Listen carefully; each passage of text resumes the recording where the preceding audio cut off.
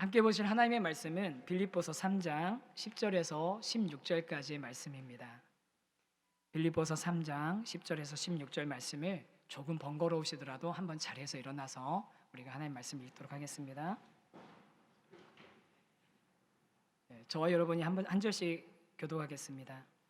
내가 그리스도와 그 부활의 권능과 그 고난의 참여함을 알고자 하여 그의 죽으심을 본받아 어떻게 해서든지 죽은 자 가운데서 부활에 이르려 하노니 내가 이미 얻었다 함도 아니요 온전히 이루었다 함도 아니라 오직 내가 그리스도 예수께 잡힌 바 된 그것을 잡으려고 달려가노라. 형제들아, 나는 아직 내가 잡은 줄로 여기지 아니하고 오직 한 일 즉 뒤에 있는 것은 잊어버리고 앞에 있는 것을 잡으려고 표대를 향하여 그리스도 예수 안에서 하나님이 위에서 부르신 부름의 상을 위하여 달려가노라. 그러므로 누구든지 우리 온전히 이룬 자들은 이렇게 생각할지니 만일 어떤 일에 너희가 달리 생각하면 하나님이 이것도 너희에게 나타내시리라. 같이 읽습니다. 오직 우리가 어디까지 이르렀든지 그대로 행할 것이라. 아멘. 네, 자리에 앉으시겠습니다. 네, 요즘 이제 제가 특히 참 내 지식이 부족하구나, 아는 게 참 적구나, 내 자원이 별게 없구나. 그래서 이렇게 설교 준비할 때 참 이렇게 벅참을 느껴요. 그래서 이제 그 방법, 이제 그걸 해소할 수 있는 방법이 뭐냐면 어쨌든 책을 읽는 거잖아요. 그래서 막 될 수 있는 대로 막 책을 막 아무거나 막 잡아서 막 읽거든요.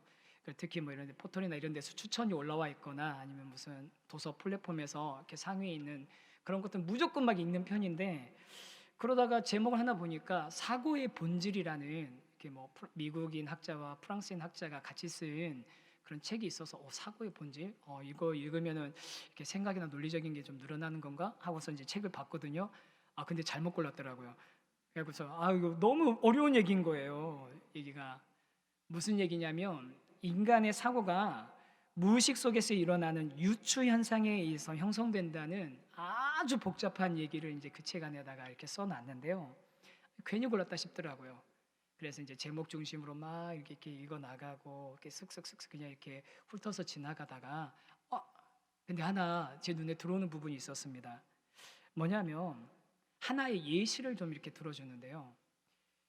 제가 문제 하나 간단한 거, 수학 문제 간단한 거 한번 내볼게요. 3-8은 일부 예배 때보다 우리 지적인 수준이 조금 떨어지는 것 같은 느낌이 듭니다. 3-8은 -5, -5잖아요. 뭐 그냥 자연스럽게 나오는 거죠. 그런데 실존적으로는 -5라는 답이 굉장히 난해한 개념이고 부조리한 개념이라는 거예요. 그러면서 거기다 예를 하나 들어두라고요. 무슨 얘기냐면 7살짜리 아이가 있는데 7살짜리 아이의 손에 사탕이 3알이 있다. 그런데 이 아이가 사탕이 8알이 먹고 싶으면 3알을 집어먹고 나면 끝이다. 0이라는 거예요. 3-8은 -5가 아니라 그냥 0인 거예요. 그 아이에게는 더 먹고 싶든 말든. 그런데 왜 우리는 3-8을 -5라고 인식하는가? 이게 실제적으로 우리가 어떤 이걸 갖다 많이 고민해보고 어떤 뭔가 답을 얻어낸 게 아니라 그냥 어려서부터 교육에 노출되다 보니까 상식적으로 생각이 별로 필요하지 않게 그냥 자연스럽게 그냥 답이 툭 튀어나온다는 거예요. 그 -5의 의미를 정확하게 알지 못하면서도 -5가 그냥 튀어나온다는 거죠. 제가 이 부분을 읽으면서 한 가지 그냥 퍼뜩 깨달은 게 있었습니다. 그게 뭐냐면 예수 그리스도로 말미암아 구원을 받고 우리가 오직 믿음으로 은혜로 구원을 받았다는 이 놀라운 사실이 그냥 우리 믿는 성도들에게는 워낙 어려서부터 많이 듣다 보니까 그냥 툭 튀어나오는 개념만 아닌가. 정말로 그게 어떤 의미를 지니고 있는지, 그게 얼마나 값진 것인지, 그게 얼마나 심오한지 우리가 이해도 못하는 상도에서 그냥 예수님 구원해 주셨지, 예수님 우리 죄 사해 주셨지, 예수님 믿으면 구원받지, 천국까지 그냥 툭 튀어나오는 개념 아닌가, 이런 생각이 들었습니다. 그러면서 생각을 해보니까 아니나 다를까 이 빌립보서를 받을 때만, 이 빌립보서가 쓰여질 때만 생각해봐도 그럴 것 같아요.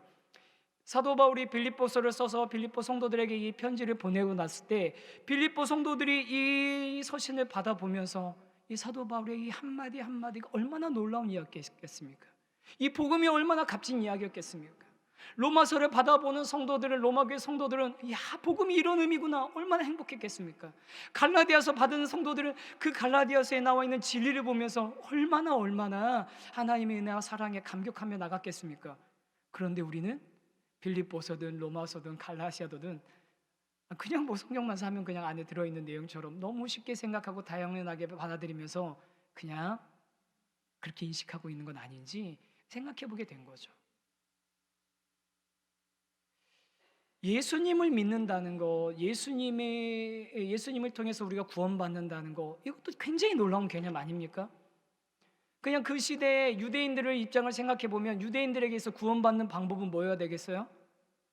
율법을 잘 연구하고 지켜가지고 그 율법대로 사는 게 구원받는 방법이었는데 갑자기 예수님이 와가지고 이제는 그런 율법의 행위로 구원받는 게 아니라 하나님이 그냥 은혜로 값없이 선물로 준 그 믿음을 가지고 예수 믿기만 하면 구원받는다는 이야기가 얼마나 놀랍고 혁명적인 이야기입니까?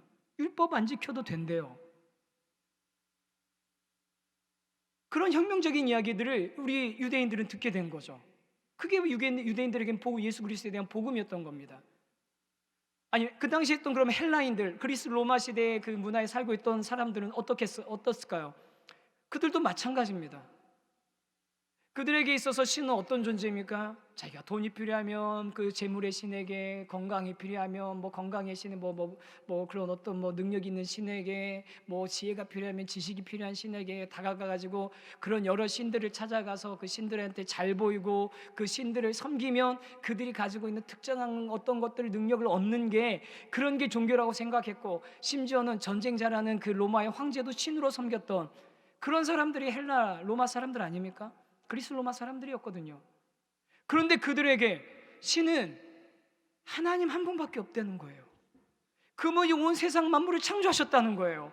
그런데 그 창조하신 하나님이 삼위일체 하나님이신데 독생자 예수 그리스도께서 이 땅에 오셔서 글쎄 참 하나님이 참 사람이 돼가지고 그 사람이 십자가에서 죽음으로 모든 사람의 죄를 다 사해줬다는 거, 이게 무슨 말도 안 되는 이야기야. 무슨 이런 새로운 이야기가 어딨어.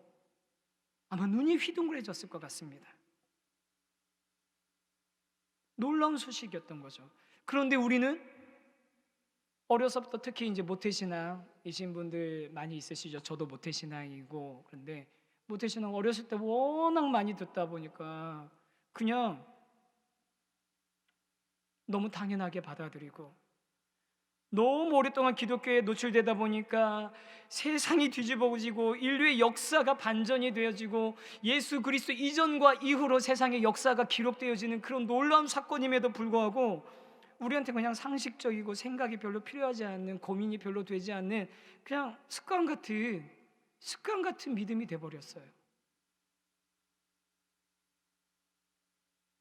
잠깐 이제 곁다리로 좀 빠져야 되는데, 제가 우리 세우신교회 성도님들 모두 다 사랑하지만 특별히 좀 마음을 다해서 좀 이렇게 축복하고 싶은 대상들이 있습니다. 누구냐면 처음으로 진짜 예수님 믿고 처음으로 교회 나오면서 신앙생활 하시는 분들이세요. 지금 이 자리에도 계시거든요.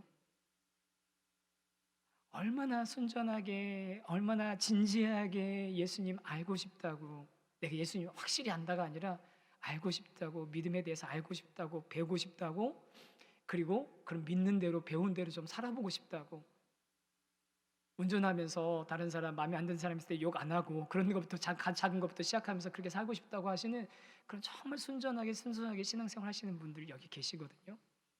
저 그런 분들 정말 축복합니다. 그러면서 그분들에게 이런 얘기 해드리고 싶어요. 기독교에서 쓰는 용어들, 대표 기도할 때 쓰는 그런 단어들, 우리 뭐 다락방 할 때, 소모임 할 때 쓰는 그런 단어들, 모임들, 표현들, 그런 것들 배우고 익히지 않으셔도 돼요. 그런 것들 몰라도 괜찮아요. 그런 건 시간 지나면 천천히 차근차근 시간 지나면 자연스럽게 배우게 될 거예요. 그런데 진짜로 이 시기에 아셔야 되는 것은 기독교적인 문화나 언어나 습관이 아니라 하나님이 누구신지 알고, 예수님이 누구신지 알고, 성경에 진짜 뭐라고 쓰여 있는지 아는 거, 저는 그게 진짜 중요하다고 생각합니다. 기독교적인 문화와 교양을 갖춘 사람이 아니라 진짜 기독교인이 되셨으면 좋겠어요. 그런 차원에서 또 감사한 일이 좀 있어요. 우리 세우신 교회 청년들이 다른 우리 다음 세대들도 되게 재미있게 아름답게 예배가 이루어지고 지금 그 안에서 좋은 그런 모임들이 이루어지고 있는데, 특히 청년들이 지금 우리 되게 힘을 얻고 있습니다. 열심히 모이고 있어요.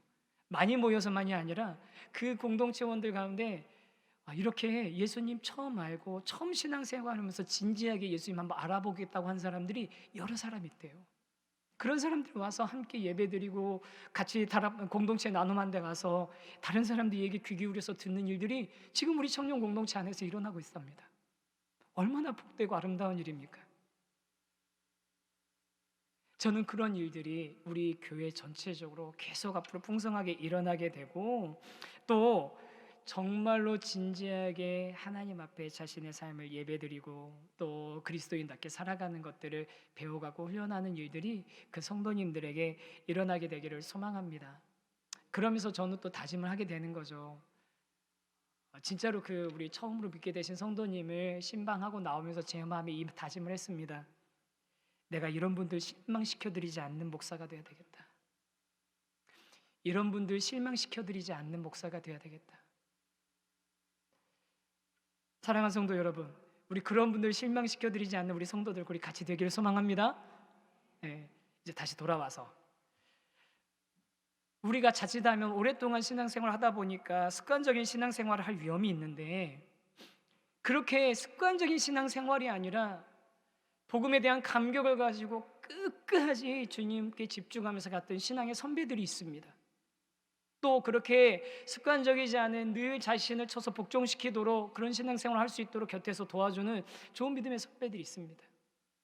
우리 이찬수 목사님에게는 옥하는 목사님이 있으셨고, 또 저에게는 또 우리 성도님들에게 이찬수 목사님이 있으셨던 것처럼 그런 신앙의 선배님들이 있어서 계속 교회 공동체가 아름답게 세워져 갔었는데요, 그 중에서 오늘 우리가 주목해서 봐야 될 신앙의 선배는 누구냐면요, 바로 사도 바울입니다.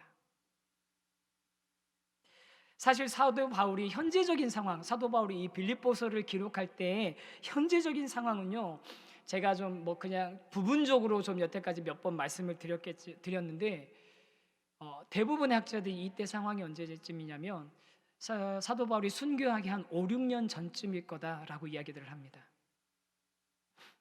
자신이 곧 죽게 될 것에 대해서 사도 바울이 정확하게 알지는 못했지만 대부분은 그래도 사도 바울 자신에게 주어진 시간이 그리 길지 않았다는 것을 사도 바울도 이미 감지한 상태에서 이 빌립보서를 썼을 거라고 그렇게 이야기를 하거든요. 그러면 이걸 다시 또 역사원으로 계산해 보면 사도 바울이 그 예수 믿는 사람들 죽이겠다는 그 열심을 가지고 그렇게 다메섹 도산으로 가다가 예수님 만난 게 30대 아닙니까? 30대 때 예수님 만나서 사도 바울이 60대에 죽었는데, 그럼 거의 2, 30년의 기간이 지난 시간이에요. 2, 30년 동안 그럼 사도 바울은 뭐 하면서 지냈습니까? 그때 틈만 나면 예수님 가르치고, 틈만 나면 복음 선포하고, 틈만 나면 예수님의 그 복음의 진리에 대해서 변증하고, 한 곳만 아니라 여러 곳을 돌아다니면서, 지금 같으면야 교통이라도 발전했지만 그 당시에는 정말 그 열악한 가운데 그 많은 도시들을 돌아다니면서 복음을 전하고 교회를 세우고 하는 일들, 사도 바울이 그 20년 넘는 30년 가까운 시간 동안 하고 나서 그 과정 가운데 계속 칭찬받고 좋은 일만 있었습니까? 박해당하고 고난당하고 모욕당하고 비방당하고 갇히기도 하고 매맞기도 하고 죽을 뻔하기를 여러 번 하고, 그런 시간들을 지나면서 사도 바울이 이렇게 복음을 위해서 수십 년 동안 사역한 후에 로마의 감옥에 갇혀서 쓴 서신이 바로 빌립보서거든요. 그런데 그렇게 긴 시간 동안 복음에 집중하며 복음을 위해서 살아갔던 사도 바울이 자신의 삶을 지금 현재의 상태를 가리켜서 뭐라고 얘기하냐면 12절과 13절을 한번 같이 한번 읽어봤으면 좋겠는데요, 12절 13절 한번 소리내서 한번 읽어보겠습니다. 시작. 네, 화면에 나옵니다. 시작. 내가 이미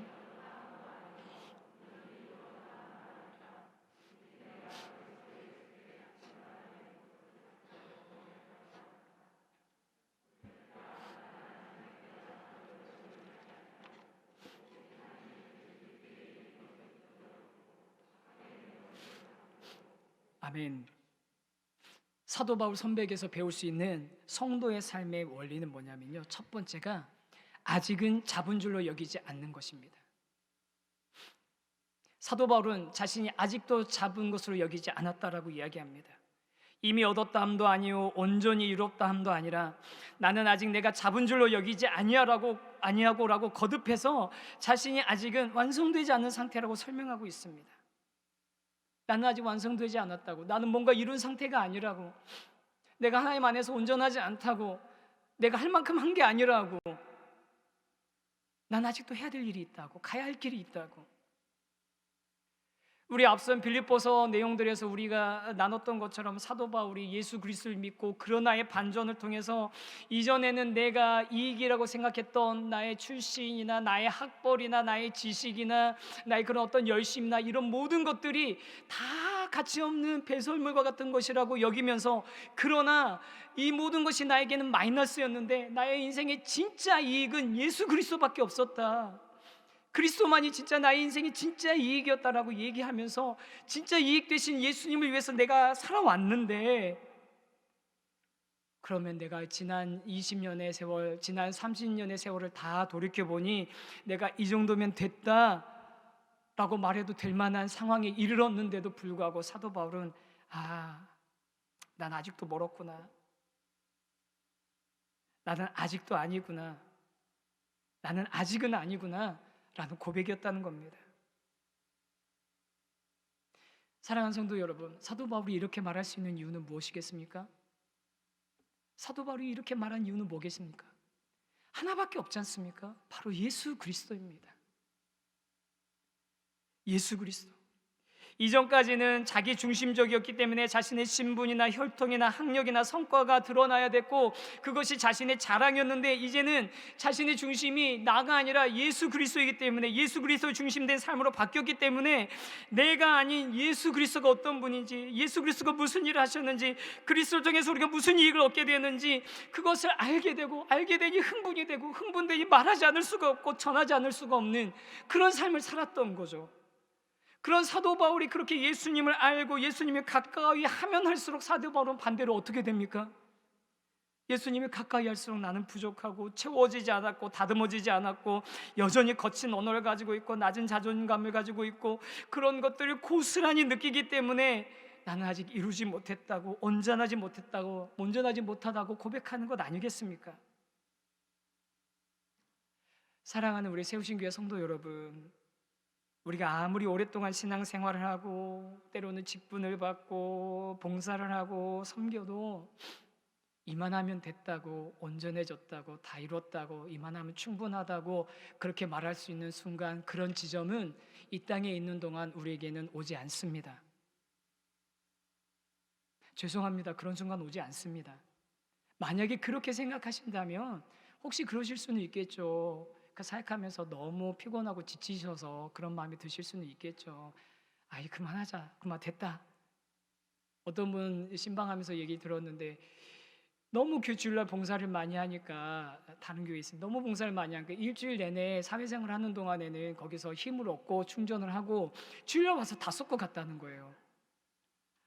이걸 갖다 너무 귀하다고 칭찬해드려야 되는 건지, 왜 그렇게 사셨냐고 해야 되는 건지, 책망을 해야 되는 건지 헷갈리더라고요. 여러분, 하나님이 원하신 헌신이 그런 겁니까? 그건 아니죠. 그건 아니죠. 그러면서 동시에 여러분, 우리가 주님 안에서 나 됐다, 이만하면 됐다, 여기서 뭘 더 해야 되냐, 이만큼 하면 되지, 그만해라, 작작해라, 그런 지점은 이 땅에서 우리 신앙생활하는 동안은 오지 않습니다. 저 오해하지 마십시오. 저 목사 도대체 얼마나 부려먹으려고 저렇게 얘기하나. 진짜 그런 거 아닌 거예요. 진짜 그런 거 아닙니다. 오해하지 마십시오.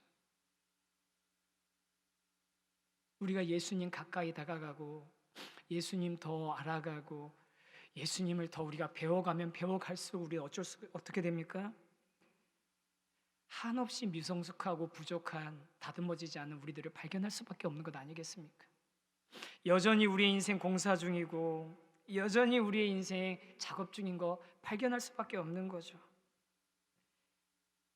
그래서 사랑하는 성도 여러분, 우리가 이 땅에서 그리스도인으로 살아가는 동안 우리의 인생이 온전하지 않고 여전히 작업 중이고 또 계속 다듬어져야 된다는 것을 인정하고, 또 그렇게 공사 중인 우리 나 자신을 인정하고 다른 사람을 인정할 수 있는 저와 여러분이 되었으면 좋겠습니다. 스스로에게도 먼저 그럴 수 있으셔야 돼요. 그리고 나를 스스로를 그렇게 내가 불완전하고 다듬어져야 되는 온전하지 않은 존재라는 걸 인정한다면 공동체에 있는 다른 사람을 향하여서도 똑같이 그렇게 바라봐주고 그렇게 인정해 줄 수 있어야 되는 것 아니겠습니까? 여러분, 교회 공동체 안에 미성숙한 사람이 당연히 있겠죠. 미성숙한 사람이 없으면 그게 어떻게 그런 인간의 교회 공동체겠습니까? 다 있습니다. 연약한 사람도 있고요, 부족한 사람도 있고요, 다듬어지지 않은 모난 사람도 있습니다. 당연합니다. 그럼 그 사람들을 보면서 어떻게 저런 사람이 우리 교회에 있을 수 있어? 라고 생각하시는 게 아니라, 저분이 조금 더 성숙할 수 있게 내가 어떻게 도와드리면 좋을까? 내가 이 부분에서 저분을 좀 기다려드려야 될 텐데, 나도 역시 또 부족한 부분이 있으니까 내가 이걸 어떻게 하면 견뎌낼 수 있을까? 나의 연약함을 주님께서 성숙시켜 주시기를, 우리 다른 공동체의 어떤 다른 지체의 연약함을 주님께서 다듬어 주시고 만져 주시기를, 그 과정 가운데 하나님의 손길이 있기를 우리 기다리면서 기도하면서 격려하면서 축복해 주면서 가야 되는 게 올바른 교회 공동체 아니겠습니까? 우리 세우신 교회는 그런 교회 공동체가 되기를 간절히 소망합니다. 나도 너도 서로 다듬어지고 또 새로 세워져야 될 그런 부분이 있는 공사 중인 존재라는 것을 인정하면서 그렇게 함께 그리스도 안에서 서로 만들어져가고 빚어져가고 조금씩 모양을 갖춰가는 그런 저와 여러분이 되었으면 좋겠습니다. 또 사도 바울을 통해서 배우는 우리의 성도의 삶 두 번째는 뭐냐면요, 표대를 향해서 달려가는 것입니다. 오늘 설교 말씀을 준비하면서 여러 이제 목사님들의 이제 빌립보서 설교들을 이렇게 막 보게 되잖아요. 이제 보는데 오카는 목사님이 2000년도 12월 31일 날 이 본문을 가지고 빌립보서 3장을 가지고서 설교하신 게 있더라고요. 유튜브에 있더라고요. 근데 이제 12월 30일이니까 이게 송구영신 예배였는지 아니면 그날 무슨 뭐 다른 공예배였는지 모르겠어요. 근데 그 예배에서 이 오카는 목사님이 설교를 하시면서 한 예화를 드셨는데요. 여러분, 고인이 되신 명창 박동진 씨 혹시 아시나요? 박동진 명창. 그분이 이제 그 인터뷰한 거를 오카는 목사님이 보신 거예요. 그래서 박동진 씨를 이렇게 그 인터뷰한 거를 보면서 그분이 이제 막 이제 하는 것을 이제 보여주면서 리포터가 이제 그 기자가 요즘은 연습을 어떻게 하시냐 그랬더니 이 박동진 씨 명창이 매일 4시간씩 소리를 연습한다라고 하더라는 거예요. 80이 넘었는데 그때 매일 4시간씩 연습을 한다니까 이제 이 기자가 놀라가지고 아니 어떻게 아직도 4시간씩 연습을 하냐고 그랬더니 그분이 이랬다는 거예요. 나에게 소리를 연습하는 것은 내가 왜 살아있는가에 대한 본질을 알게 하는 것이기 때문이다 라고 답했다는 겁니다. 한 번만 더 들어보세요. 나에게 소리를 연습하는 것은 내가 왜 살아있는가에 대한 본질을 알게 하는 것이기 때문이다. 그러면서 오카는 목사님이 추상 같은 명령으로 목소리 막 호통을 치시는 거예요. 소리를 하는 사람도 판소리 하는 사람도 매일 4시간씩 연습하면서 자신이 왜 살아있는가에 대한 존재의 본질을 추구하면서 살아가는데 예수 믿는 사람들이 그보다 못해서야 되겠냐고. 예수 믿는 것이 그것보다 얼마나 놀라운 일인데, 가치 있는 일인데 그리스도인들이 자신의 존재의 본질에 대해서 훈련하면서 살아가지 않고 자신이 그렇게 그리스도인답게 살아가는 걸 연습하지 않으면 되겠냐고. 그렇게 막 힘을 내서 설교를 하시는 거예요. 설교 듣고 나니까 저는 이렇게 설교를 듣긴 들었는데 혼난 것 같은 느낌 있잖아요. 근데 그것도 있잖아요. 혼났지만 마음이 불쾌하고 아픈 게 아니라 속이 후련하게 혼난 것 같아요. 그만큼 애타게 말씀하시는 거 아닙니까? 예수 그리스도를 믿고 따르는 것이 얼마나 값지고 의미 있는 삶인데 그것도 모르고 대충 습관적으로 그냥 해오던 대로 그렇게 예배만 드리고 있다면 얼마나 안타까운 일이냐고. 그리스도인이 그러면 안 되는 거 아니냐고. 제발 좀 다시 생각해보고 내가 예수 믿는다는 것의 의미에 대해서, 그리스도인으로 산다는 것의 의미에 대해서, 우리 그리스도인의 존재의 목적과 본질에 대해서 좀 생각하면서 살라고.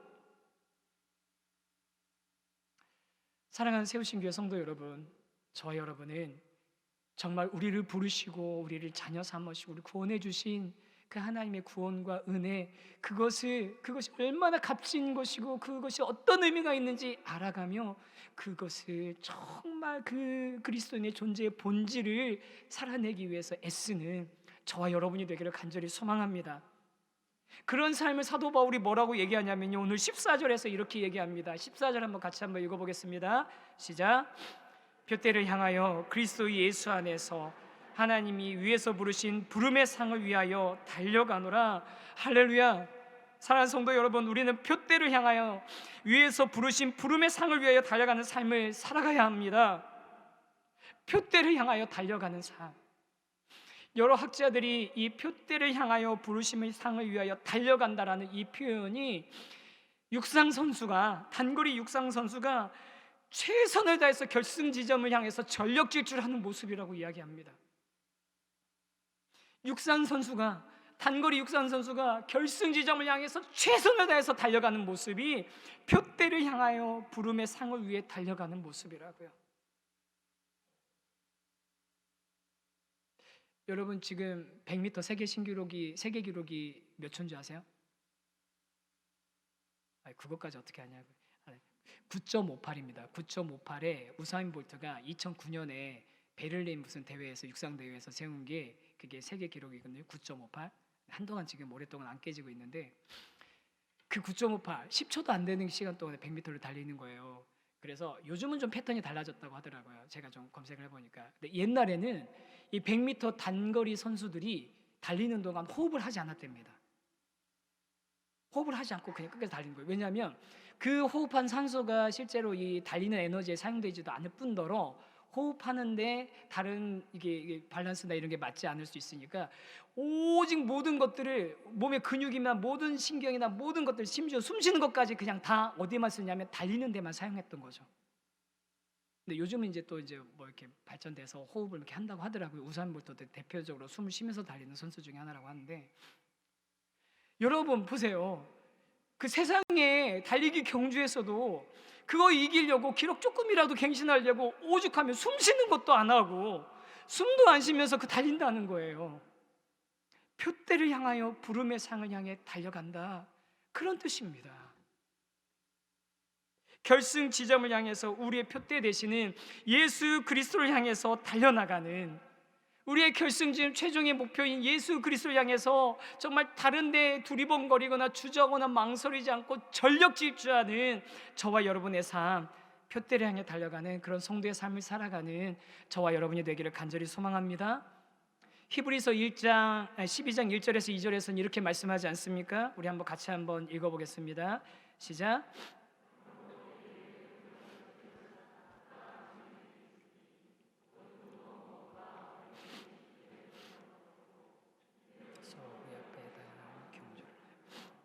믿음의 주여, 또 온전하게 하시는 이 예수를 바라보자.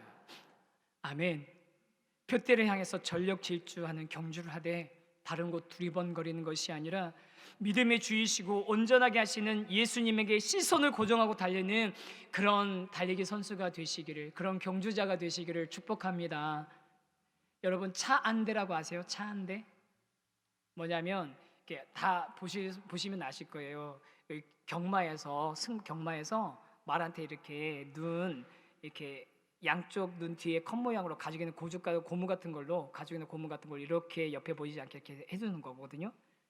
뭐냐면 이걸 딱 붙여가지고서 좌우의 시야를 차단하고 앞만 보고 달려주게 만드는 게 차 안대라고 합니다. 이걸 해주는 이유는 뒤나 옆에서 다른 말이 따라 붙으면 이 말이 신경이 쓰이고 불안해가지고서 페이스를 잃게 되는데, 그걸 막으려고 하는 게 차 한 대라고 하는 거예요.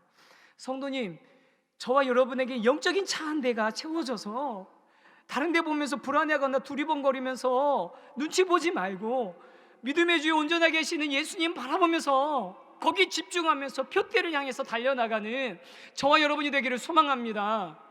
신앙생활하면서 다른 사람 왜 신경 씁니까? 신앙생활하면서 다른 사람 왜 의식합니까?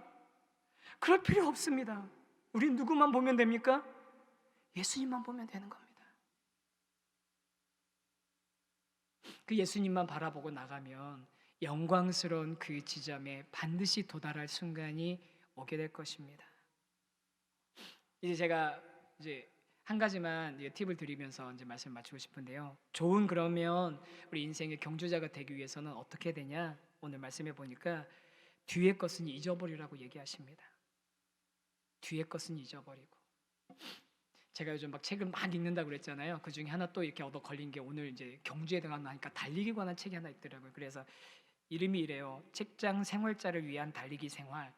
그래서 뭐 6개 이제 이야기가 있는데 그 중에 하나 보니까 마지막에 이 부분에 글을 쓴 저자가 이렇게 얘기하는 거예요. 달리기에는 세상에는 두 종류의 사람이 있다. 더하기 위해 달리는 사람, 그리고 덜기 위해 달리는 사람이 있다. 그렇게 말하면서 더하기 위해서 달리는 사람은 이제 더 얻기 위해서 운동도 하고 뭐 살책도 빼기 그러기 위해서 달리는 사람이 더하기 위해서 달리는 사람이라면 글을 쓴 자신은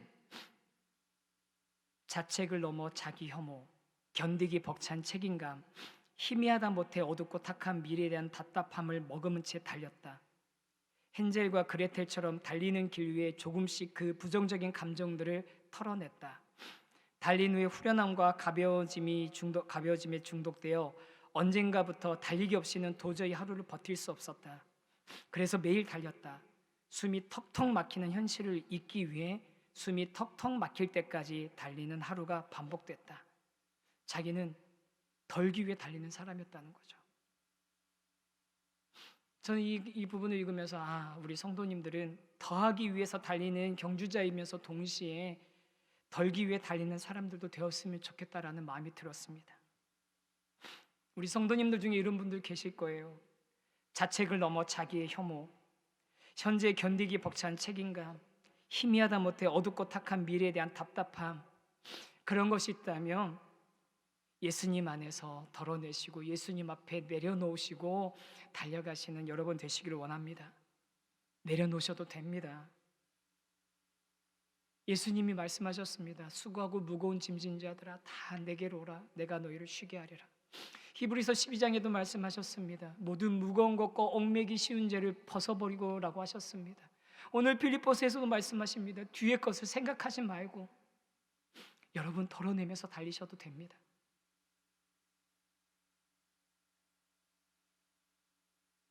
그러면서 우리 성도님들의 삶이 얼마나 정말 벅찰까라는 생각을 했습니다.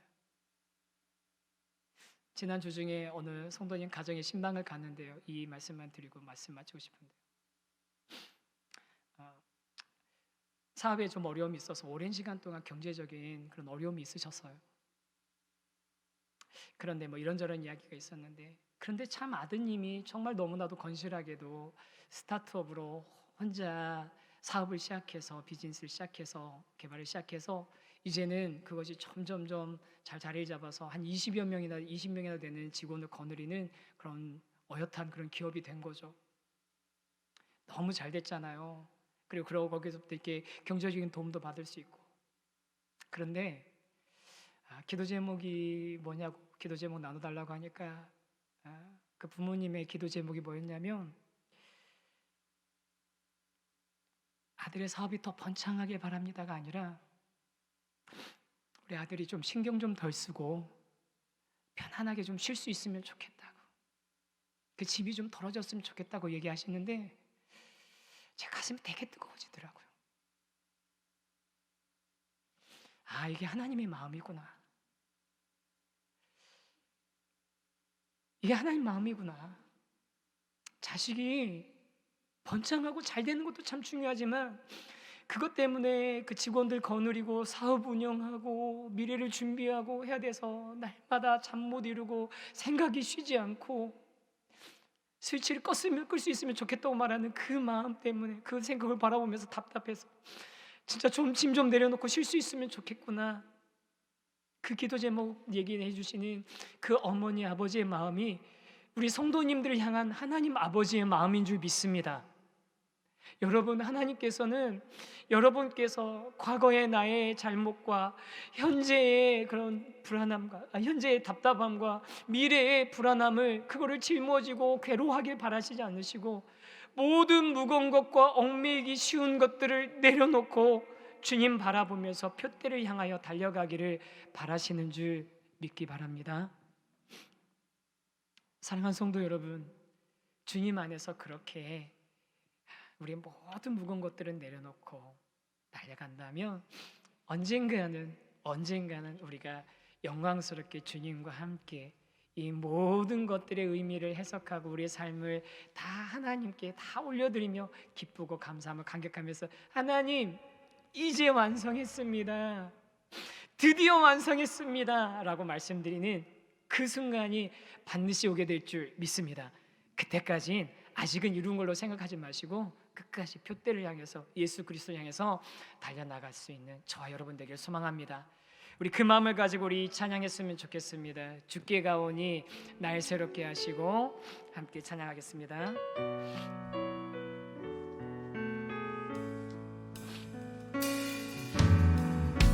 주께 가오니 날 새롭게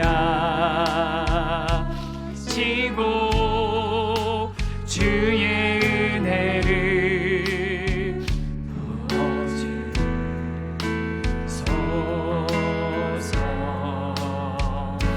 우리 안에 발견한 우리의 연약함 모두 내 안에 발견한 약한 모두 벗어지리라. 주의 사랑으로 주 사랑 날 붙드시고 주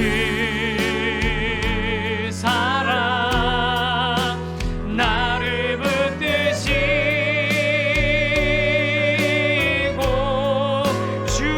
날 이끄소서. 주 곁에 날 이끄소서. 독수리 날개치며 올라간 같이 독수리 날개쳐 올라가듯 나 주님과 함께 일어나 걸으리. 주의 사랑 안에. 사랑하는 성도님들, 우리 이 시간 한번 함께 자리에 일어나서 이 찬양 같이 했으면 좋겠습니다. 우리 찬양할 때 우리 2절로 우리 찬양하는데 주님 내 눈을 열어서 우리 표대 대신 주님만 바라보고 주님께 집중하며 가는 우리의 삶이 되길 원합니다. 주님, 내가 주님 안에서 나를 붙들으실 주님 안에서 끝까지 완주해내는 믿음의 경주자 되길 원합니다. 우리 소망하면서 우리 2절 함께 찬양하겠습니다. 나의 눈 열어 주보게 하시고 나의 눈 열어 주를 보게 하시고 주의 사랑을 알게 하소서. 우리의 진짜 소망이 이렇습니다. 매일 나의 삶에 주님의 뜻이 이루어지기를 원합니다. 매일 나의 삶에 주 뜻 이루어지도록 새롭게 하소서. 주의 사랑으로. 그래서 이렇게 찬양합니다. 주 사랑 날 붙드시고 주 사랑